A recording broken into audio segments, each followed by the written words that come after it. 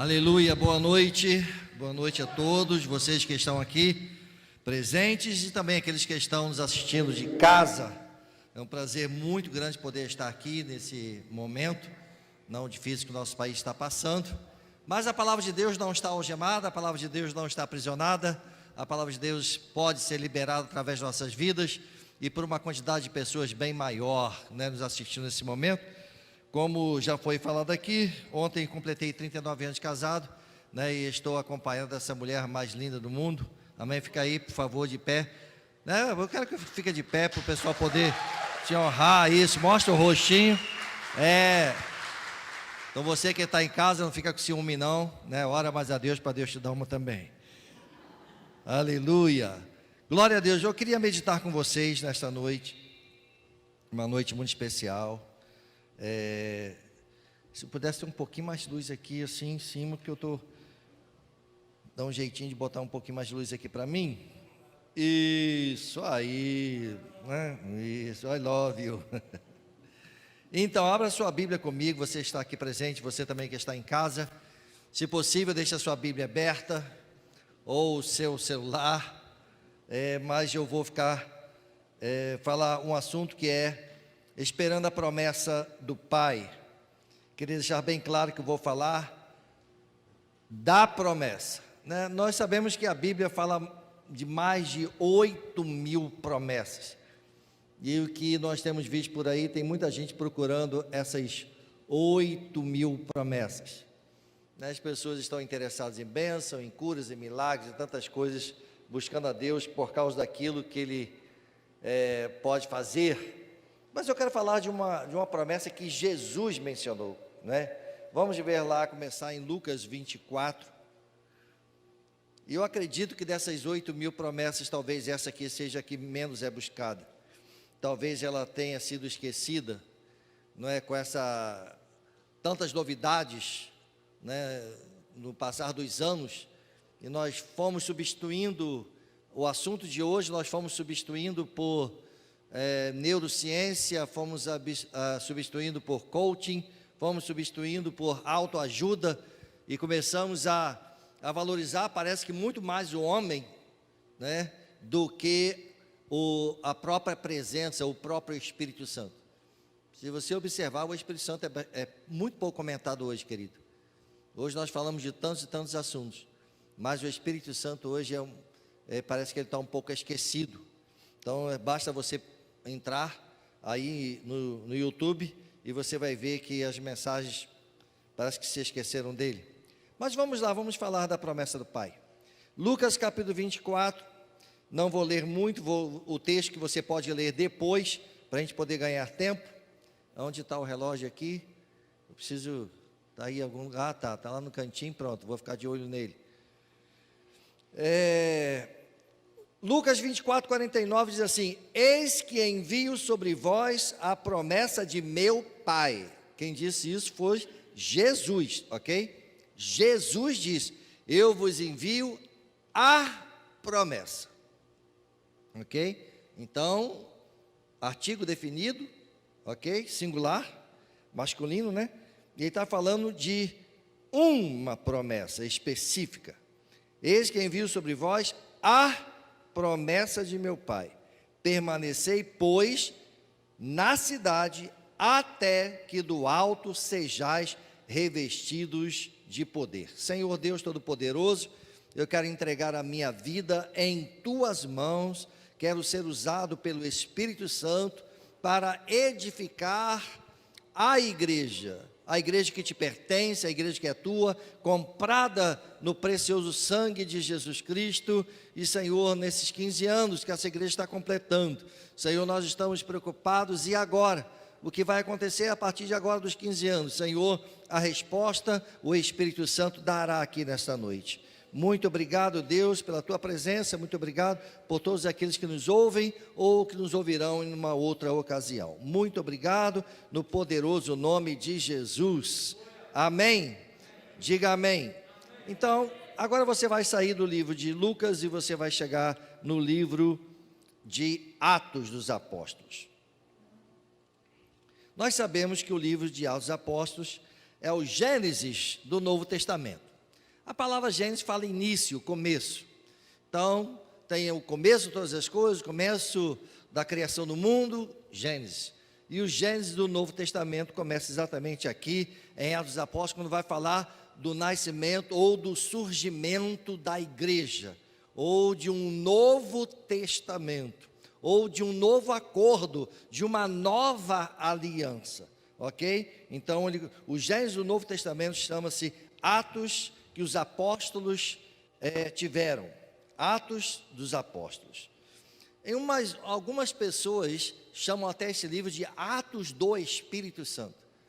Talvez fosse melhor dado o título para esse livro, não é porque quem deu esse título foram os homens, né? Não foi Deus, mas um título melhor talvez fosse Atos do Espírito Santo, não é porque você vai ver que até aqui nos livros históricos não se fala nada do Espírito Santo, mas a partir de agora sim ele vai ser comentado. Vamos lá, Atos capítulo 1, a partir do versículo 1.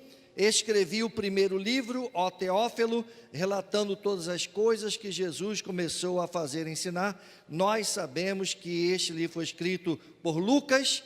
Lucas era médico, né? Ele é chamado de médico amado, lá em Colossenses capítulo 4, versículo 14. O primeiro livro que ele se refere foi ao Evangelho que ele escreveu, o Evangelho que leva o seu nome, Evangelho de Lucas. E ele escreveu para a mesma pessoa. Então ele diz, Teófilo, que era um novo convertido, ele diz, Teófilo, eu te escrevi aquele outro livro, o livro de Lucas, o Evangelho, mas agora, depois de acurada investigação, eu vou escrever tudo aquilo que aconteceu com o Senhor Jesus. Aí diz assim, tudo que Jesus começou a fazer e a ensinar, até o dia em que, depois de haver dado mandamentos ou instruções por intermédio do Espírito Santo. A partir de agora, nós vamos ver uma nova história. Você pode pegar todo o Velho Testamento e você não vai ver nada de falando do Espírito Santo, atividade do Espírito Santo, nós não vamos ver nada disso, mas a partir de agora sim, ele já começa a dar ênfase ao Espírito Santo, aos apóstolos que escolhera, ele depois de ter dado os mandamentos, ele foi elevado às alturas, e a estes também, depois de ter padecido, Jesus se apresentou vivo, com muitas provas incontestáveis, aparecendo-lhes durante 40 dias e falando das coisas concernentes ao reino de Deus. Então, a igreja, ela começou, a igreja dos sonhos, a igreja que esteve no coração de Deus, desde o livro de Gênesis, aquela igreja estava no coração do Pai, ela começou exatamente com um milagre. Qual foi o milagre? O milagre da ressurreição. Se você olhar no Velho Testamento, não há ninguém ressuscitando, mas você vê aqui agora, ele se apresentou vivo. Então, é o milagre da ressurreição. A igreja começa com um milagre, se apresentou vivo. E essa frase aqui me chamou a atenção. Me chamou a atenção porque parece que tem muita gente hoje vivendo ou pregando a história de Jesus. Sabe, eu conto a história de Pedro Álvares Cabral, eu conto a história de muita gente do passado que nasceu, morreu e permaneceu morto. Mas o Evangelho não é a história, o Evangelho são as boas novas de alguém que morreu e ressuscitou. Preste atenção do que deve ser a igreja, porque eu percebo que tem muita gente por aí mantendo um relacionamento, eu vou chamar até de fictício, tá? Um relacionamento até mental com um Jesus que morreu e marcou a história, com um Jesus que pagou o preço dos nossos pecados, mas parece que esse relacionamento é com Jesus morto. Parece que esse relacionamento é um relacionamento de gratidão por aquilo que ele fez, e nós só estamos contando a história dele como se ele tivesse permanecido morto. Mas o que me chamou a minha atenção foi, a este também, depois de padecido, se apresentou vivo. Aí faz a diferença. porque eu não sou uma pessoa religiosa, eu sei que você está aqui não é também, e nem as pessoas que estão nos assistindo em casa querem ser uma pessoa religiosa, porque religião fala de um fundador dessa religião morto, não, uma religião tal, o santo que morreu e ficou morto e tal, foi canonizado. Não, peraí, nós estamos falando de um relacionamento com alguém vivo e atuante na igreja. Foi por isso que eu deixei meus ídolos, foi por isso que eu deixei os ídolos do meu pai, para que pudesse me dedicar e me consagrar a alguém que pudesse estar presente na minha vida todos os dias. Socorro bem presente nas horas de tribulação. Eu queria ter um relacionamento não com o santo morto que meu pai me apresentou, eu queria ter um relacionamento com alguém vivo, atuante, poderoso, que pudesse me socorrer e estar comigo todos os dias da minha vida. E isso aqui me chamou a atenção, depois de ter padecido, ele se apresentou vivo. Sabe, eu gosto de pregar fazendo perguntas, desafios, né, e aplicação, eu gosto de aplicar a palavra. Sabe, você que está me ouvindo em casa, qual tipo de relacionamento você tem mantido com o Cristo? Você tem um relacionamento apenas com o Cristo crucificado, ou um relacionamento com o Cristo ressuscitado? E ele continua com muitas provas incontestáveis. Você pode ler 1 Coríntios capítulo 15 em casa, e você vai ver as provas incontestáveis, porque ele apareceu a mais de 500 pessoas de uma só vez, para provar que ele estava ressuscitado. Aparecendo-os durante, não um dia, não 2 dias, ele apareceu para eles 40 dias, ok? 40 dias, falando das coisas concernentes ao reino de Deus.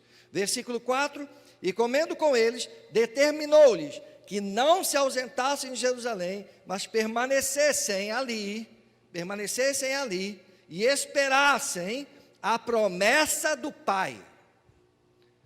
A promessa do Pai. Tem muita coisa dentro dessas 8.000 promessas, que nós dizemos que é promessa, só porque tem um versículo bíblico que diz, Deus é socorro bem presente na nossa tribulação. A gente já pega isso como promessa.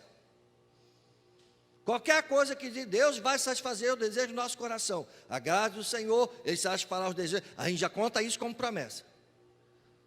Tá? Mas tem muita coisa que Deus não prometeu, tá? E nós estamos chamando de promessa. E nós estamos atrás dessas coisas. Agora, tem coisas que Deus prometeu sim, e que nós não damos o menor valor. Então, essa aqui é uma promessa que eu tenho que dar valor. Olha bem o que ele vai dizer. Comendo com eles, determinou-os que não se ausentassem de Jerusalém, mas que esperassem a promessa do Pai, a qual disse ele, de mim ouvistes. Opa, me chamou mais atenção. Então, a promessa do Pai que está confirmada por mim. Eu estou confirmando esta promessa do Pai. Então não é uma promessa no livro de Salmos, não é uma promessa no livro de Provérbios, não é uma promessa, peraí, não, essa aqui é uma promessa especial. Isso aqui é uma promessa especial para um tempo especial. Não é mais para o tempo da velha aliança, não é mais para o tempo do velho acordo, mas sim de uma nova aliança. E aí, versículo 5, porque João na verdade batizou com água, mas vós sereis batizados com o Espírito Santo, não muito depois desses dias. Palavras da boca do Senhor Jesus Cristo. Por que não ouvimos mais falar sobre o batismo no Espírito Santo?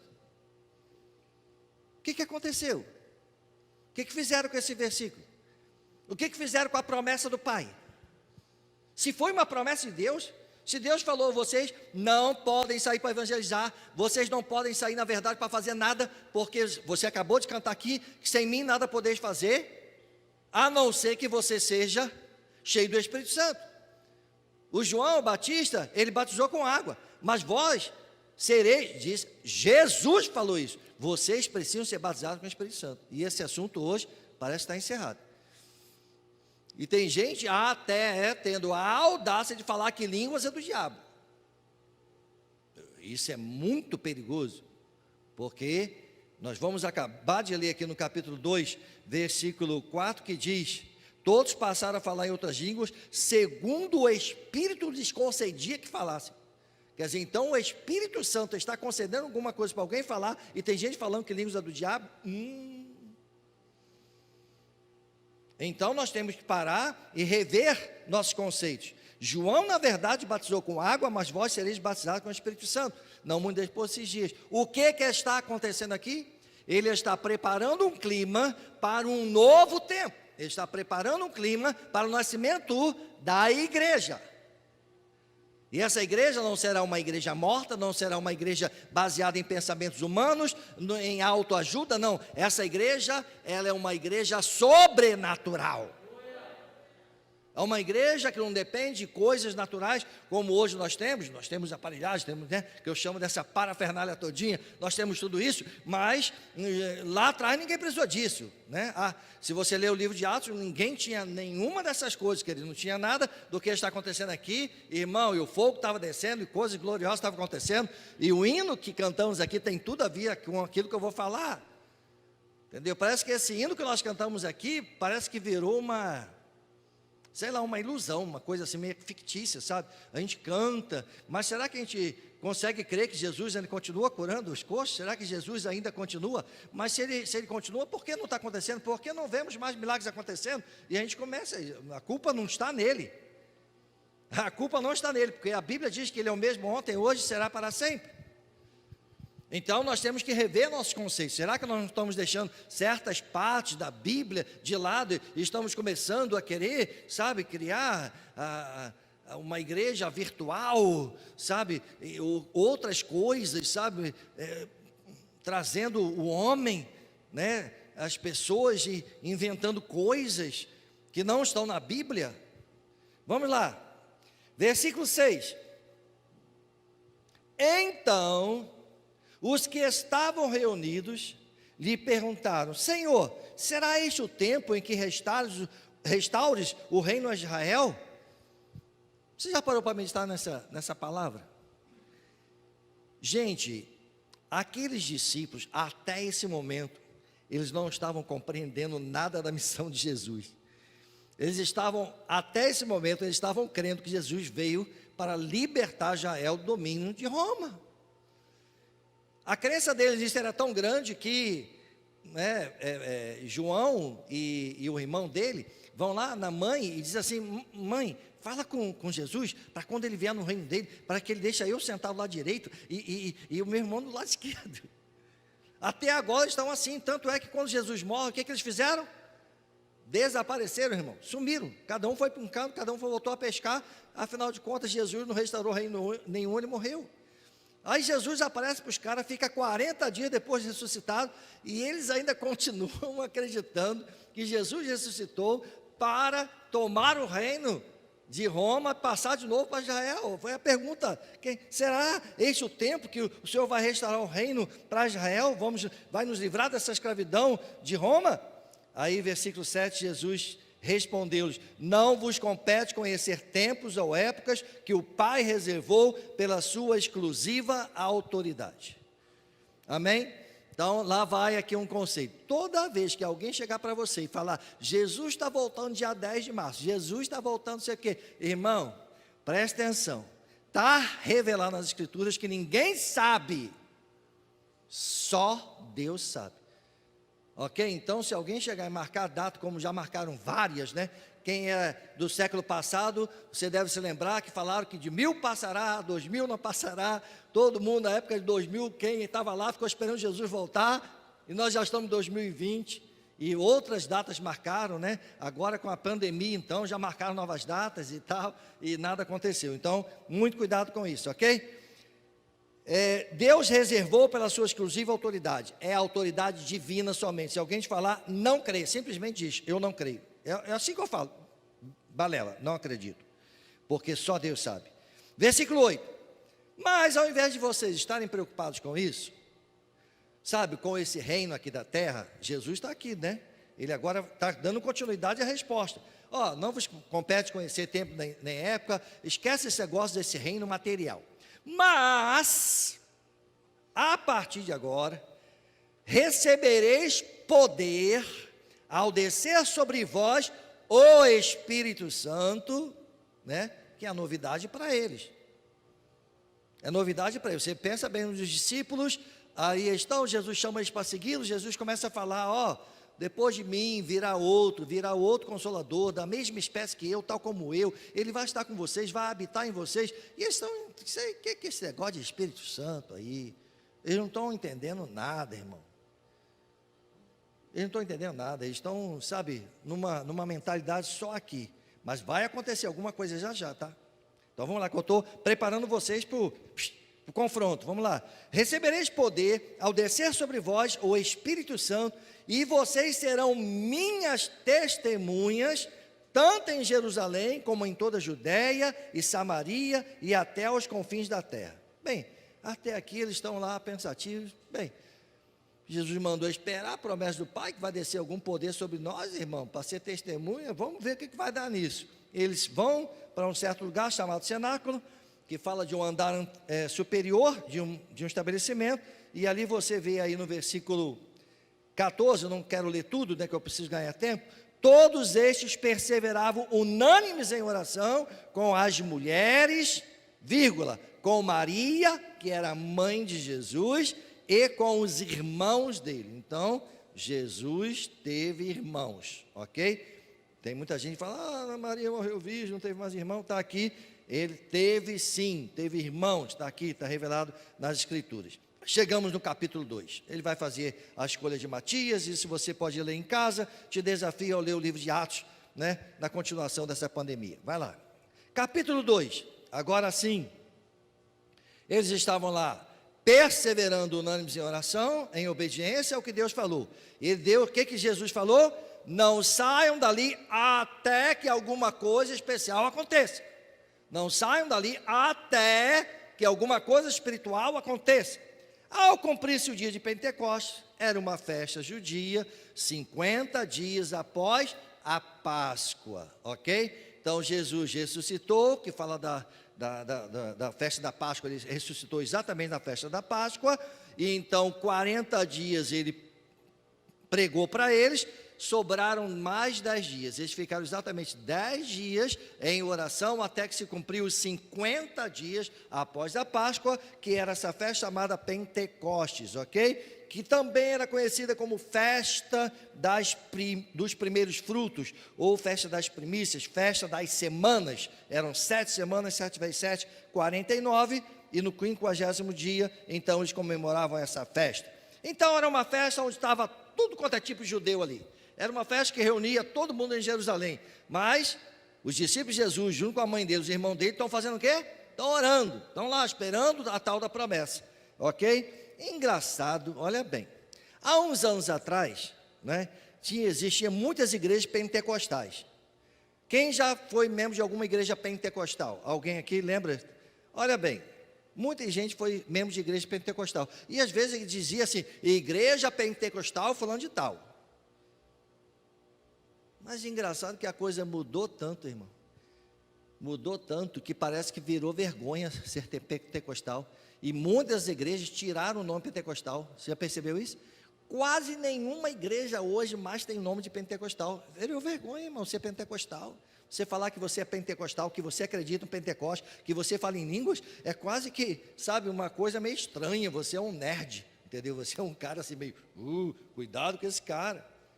Bem, a Bíblia fala sobre Pentecoste, ok, queridos? A Bíblia fala sobre Pentecoste, e eu não me envergonho de ser um pentecostal, ok? Eu acredito em Pentecoste, eu acredito nessa descida do Espírito Santo. Ao cumprir-se o dia de Pentecoste, estavam todos reunidos no mesmo lugar, de repente, veio do céu um som, como de um vento impetuoso, e encheu toda a casa onde estavam sentados, e apareceram distribuídas entre eles línguas, tal como de fogo, e pousou uma sobre cada um deles.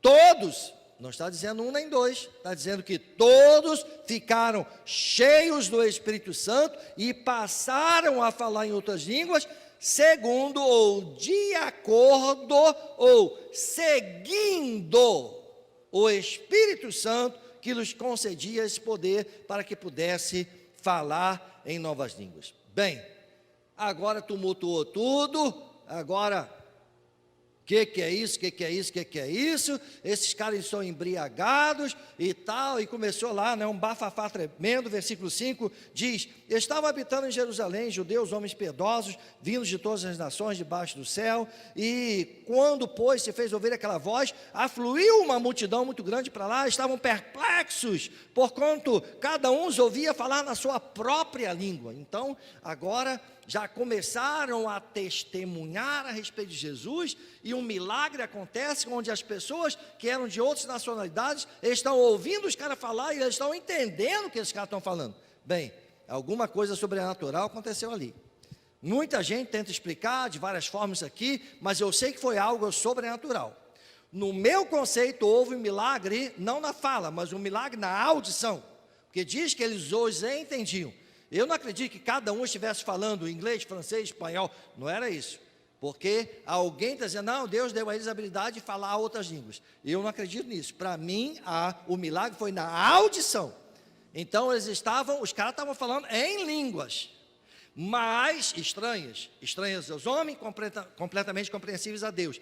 Mas eles ouviam, o milagre foi aqui na audição, de entender o que eles estavam falando, ok? E aí você vai ver tudo isso, em casa você lê, versículo 14, então, gente, pare e preste atenção, nessa palavra então. Você acaba de ouvir a história de Pedro, que Pedro havia negado Jesus 3 vezes, e que Pedro largou Jesus e foi embora, e de repente Jesus vai atrás dele, recupera o cara. Aí você pensa, cara, Pedro era muito covarde. Como que ele foi negar Jesus 3 vezes? E agora Jesus vai lá, traz o cara de volta, em 10 dias de oração, esse camarada aparece aqui, batizado com o Espírito Santo. O tal do covarde Pedro, então se levantou Pedro. Ué, esse cara não era covarde?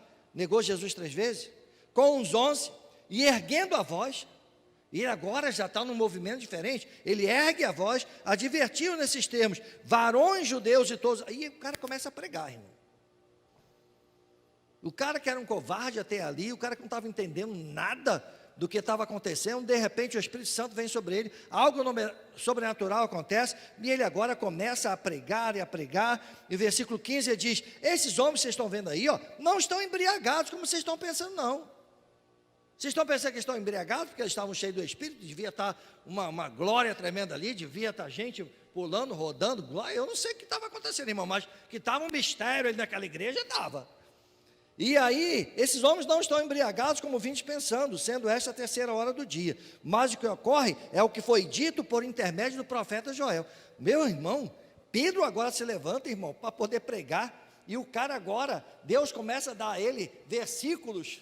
Esse cara não preparou mensagem. Alguém acha que ele teve tempo de preparar a mensagem? Será que ele foi lá numa chave bíblica? Peraí, deixa eu ver que está aqui. Pô, irmão, o cara começa a pregar a Bíblia lá, da profecia de Joel. Foi alguma coisa sobrenatural que aconteceu, irmão. Se já aconteceu isso com você, o pastor chamava você para pregar em cima da hora, e você fala, meu Deus, o que é que eu vou pregar? E você dá um passo pela fé, o Espírito Santo enche a tua boca, e você vai falando, os versículos vão vindo, irmão, isso é atividade do Espírito Santo. Isso é algo sobrenatural. Mas o que ocorre é que foi dito pelo profeta Joel. Esse cara não tinha uma mensagem preparada, irmãos, pode acreditar em mim.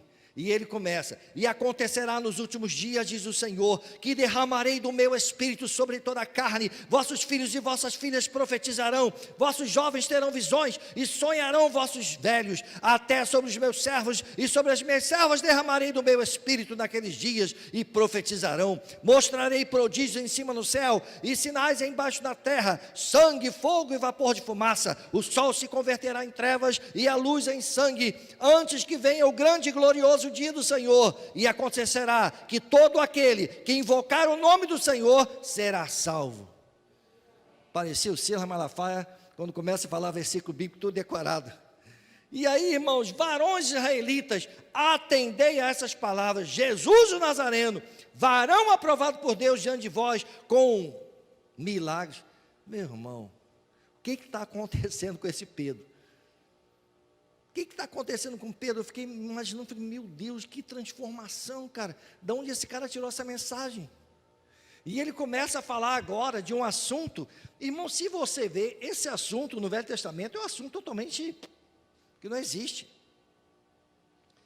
Né? Esse assunto no Velho Testamento, eu estava pensando, como que as pessoas faziam para evangelizar no Velho Testamento? Então, um dever de casa aí para vocês que gostam de estudar a Bíblia. Como que as pessoas faziam para evangelizar no Velho Testamento? Eu estou usando a palavra evangelizar, né? Vou chamar a palavra testemunhar, porque o evangelho começou aqui com Jesus, mas como que eles faziam para testemunhar no Velho Testamento? Quem é que pode dar uma ideia aí? Como que Abraão testemunhou de Deus? Porque não tinha Jesus, não tinha evangelho. Como que eles podiam falar da grandeza de Deus? Esses caras tinham uma devoção a Deus. A devoção deles fazia com que eles pudessem dar testemunho. E eles já nasciam aprendendo sobre Deus. E a obediência deles também dava testemunho de Deus. Como foi que Moisés deu testemunho de Deus? Como foi que Davi deu testemunho?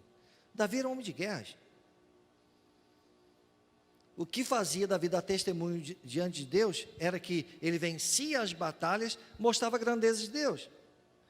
Moisés vencia aquelas situações lá com os magos de Faraó e mostrava a grandeza de Deus. 10 pragas, Faraó, deixa o meu povo ir. Não. E eles conseguiam mostrar a grandeza de Deus. Já perceberam que era uma coisa meio que na força? Era uma coisa assim, Deus se impunha e dizia assim: eu sou Deus, não há outro Deus como eu. Vai brincar?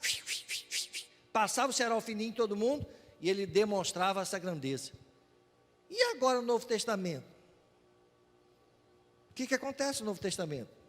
Se não temos mais espadas, se não temos mais brigas e batalhas, se não temos mais cova de leões, já não temos mais um Sansão que vinha o Espírito de Deus sobre ele e ele matava a gente pra caramba de uma só vez com a queixada de jumento. Ai, Deus é Deus. E aí, alguém vai encarar? Ninguém chegava perto do cara, mano. Porque tinha um temor de Deus, viam? Mas e agora?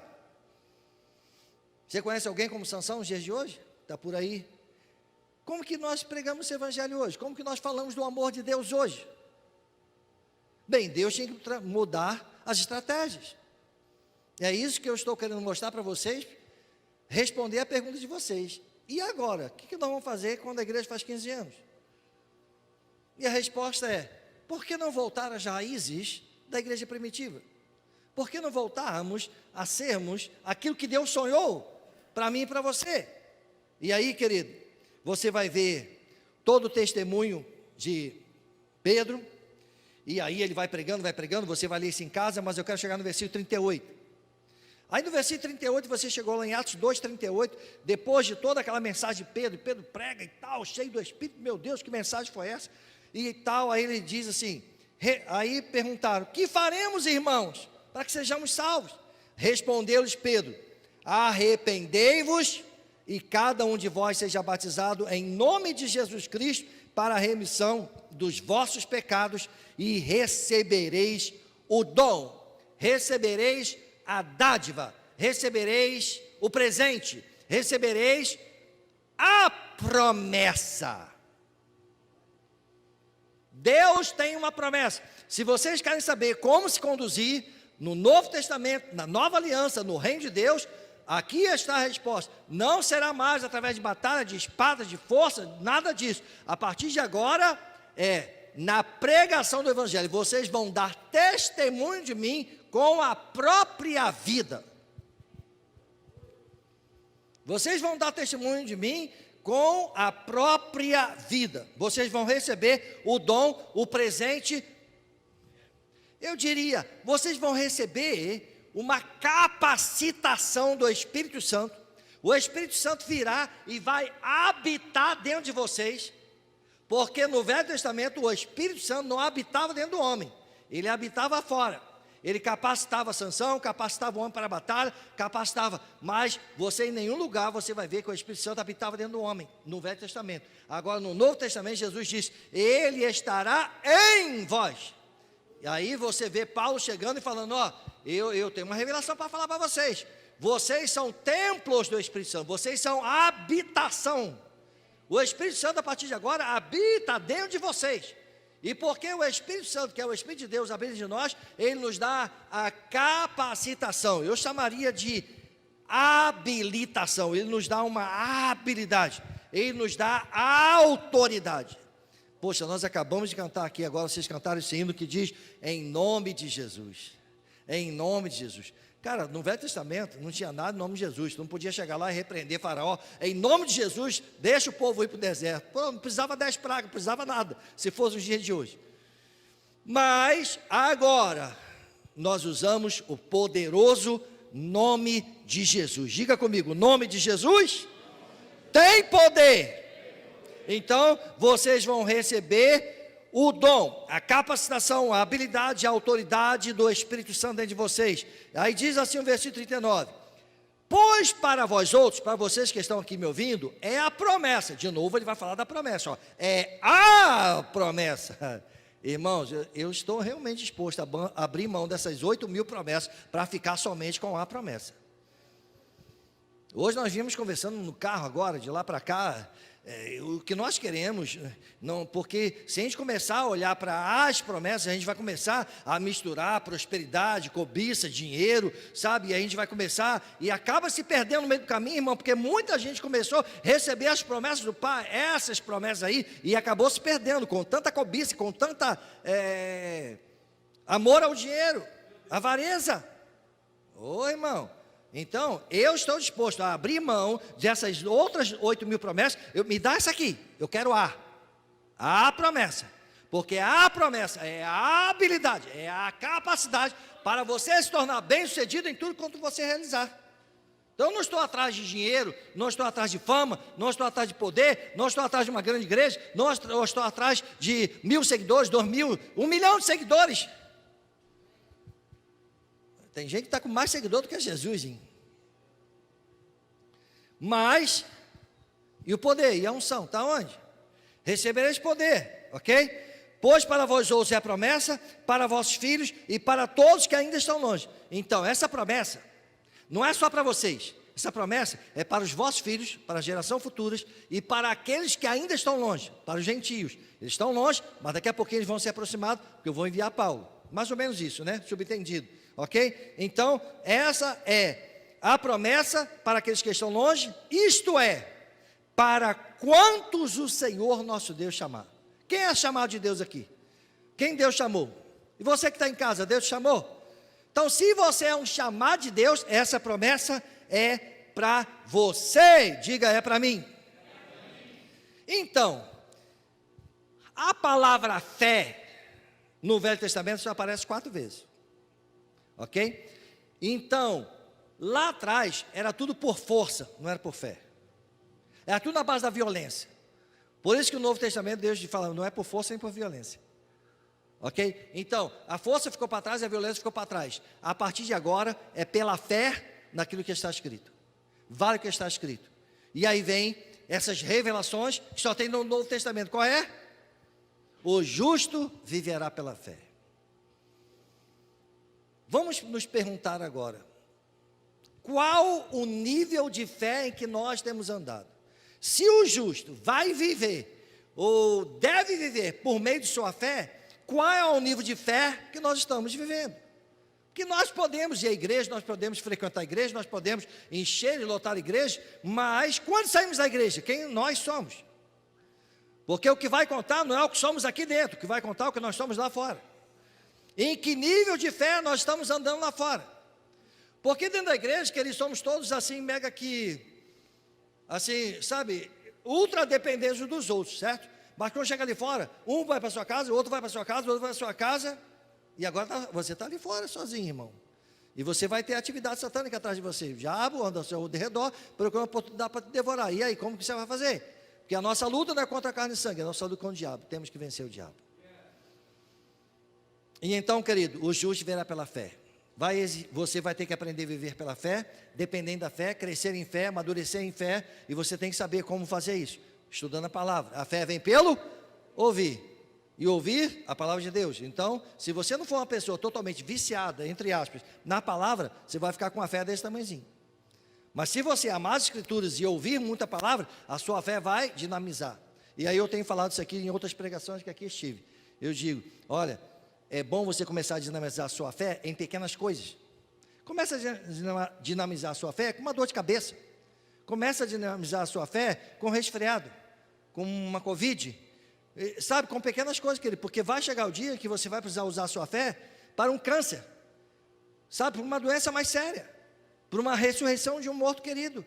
Alguém morreu, você vai ter que usar a fé. O nosso irmão Anderson, que alguns conhecem aqui, o Terra, o pai dele morreu na frente dele. E ele foi lá e falou, eu não aceito mais meu pai. Foi lá e começou a gritar e dar pancada no peito do pai. Em nome de Jesus, eu não aceito sua morte. Volta, volta. E o pai dele pulou. Está vivo até, está vivo não, depois já morreu de novo. Mas ressuscitou naquele momento e ainda viveu mais alguns anos, irmãos. Na verdade ele não está vivo, né? Mataram ele, cara. Então, foi isso o resultado final. Mas, presta atenção, querido. Fé. Qual o nível de fé que você está vivendo? No ano 2012, eu fui acometido de um câncer na minha bexiga. A minha esposa me procurou no meu escritório e disse, aquele exame que você fez deu resultado muito ruim. É um câncer de último grau, 5º grau, é isso que você falou? 5º grau, é o pior que tem. E eu falei, está tranquilo. E ela ficou assim, mas como? Jesus está no controle.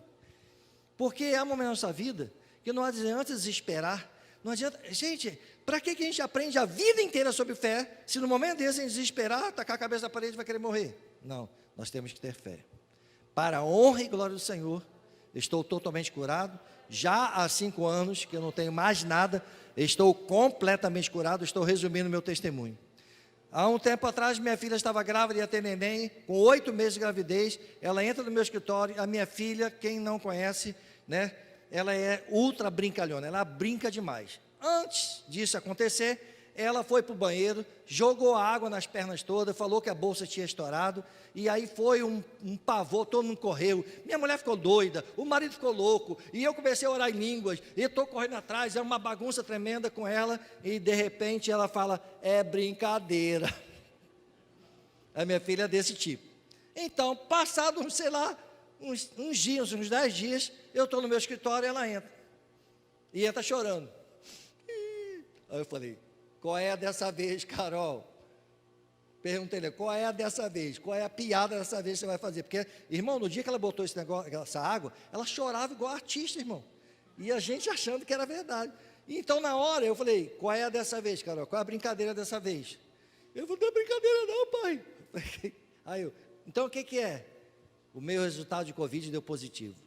Irmãos, naquela época, isso em março, o está começando, todo mundo morrendo, irmão, morre daqui, morre dali, e cada um fala uma coisa, você, cara, quando ela falou aquilo, mas me bateu um frio, porque a primeira coisa que eu pensei foi na neném, falei, meu Deus, sabe aquele pensamento ruim?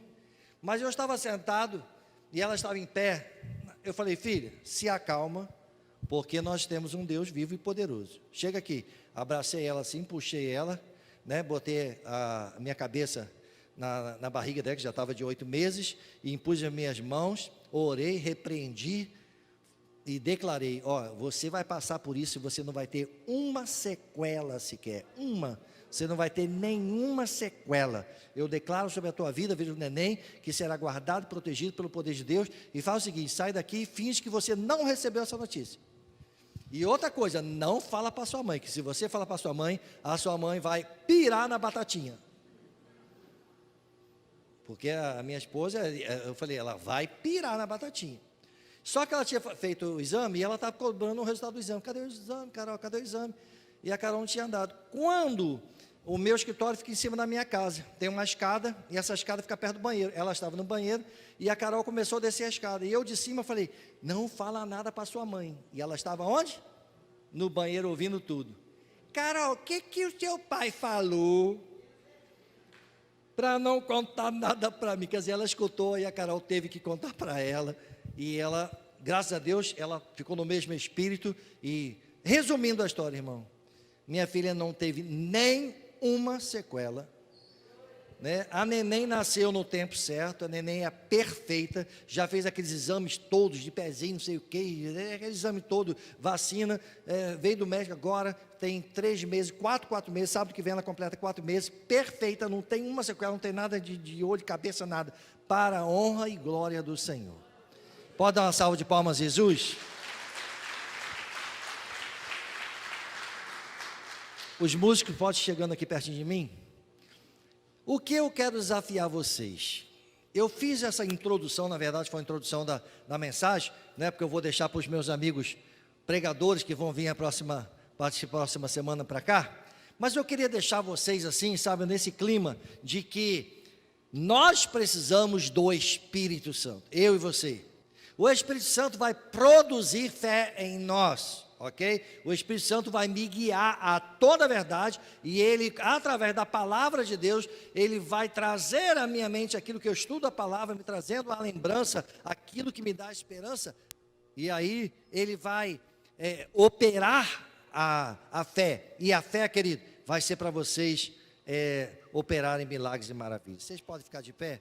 Eu quero orar com vocês. Orar com vocês. Eu quero orar para que vocês possam desenvolver a fé, ou colocar a fé em prática.